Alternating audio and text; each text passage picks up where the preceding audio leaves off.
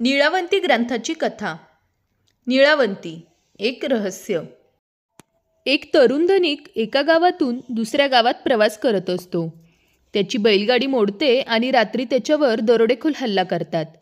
जीव वाचवण्यासाठी तो जंगलातून पळत राहतो आणि एके ठिकाणी पडून बेशुद्ध पडतो. सकाळी जाग येते तेव्हा एक सुंदर तरुणी त्याची काळजी घेत असते. तिच्या सौंदर्यावर तो त्वरित भुलतो. तिच्या शुश्रूतेने तो बरा होतो आणि त्या मुलीने आपल्याबरोबर लग्न करून घरी यावे अशी इच्छा व्यक्त करतो. इथे ती मुलगी त्याला आपले नाव नीळावंती असे सांगते. तिच्या अनेक अटीसुद्धा असतात.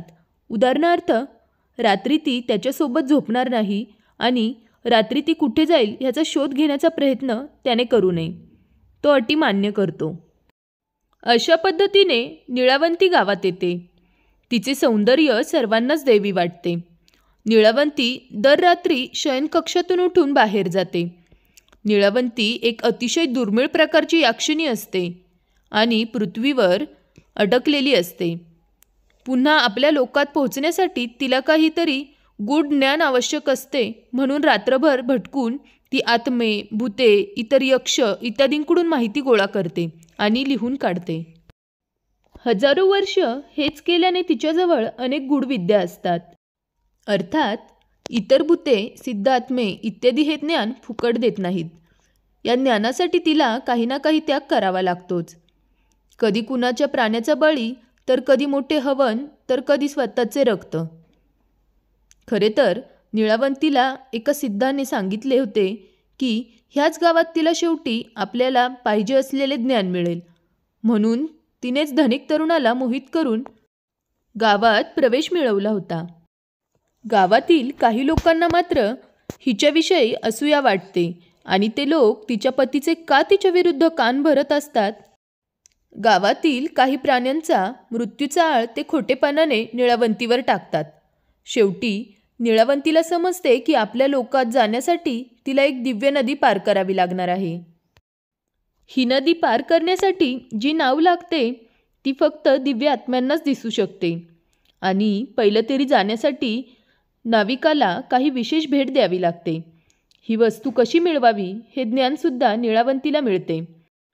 एका अमावस्येच्या रात्री गावातील नदीतून एक प्रेत वाहत येणार आहे अशी माहिती एक घुबड तिला देते. हे घुबड प्रत्यक्षात एक दिव्य आत्मा असतो. नदीच्या उगमाकडे एक युद्ध होत असते. तिथे एक सैनिक गंभीर जखमी होतो आणि आपले प्राण जात असताना आपल्या लहान मुलीची आठवण म्हणून एक ताईत त्याने हातात बांधलेला असतो. त्याला पकडून तो मृत्यू पावतो.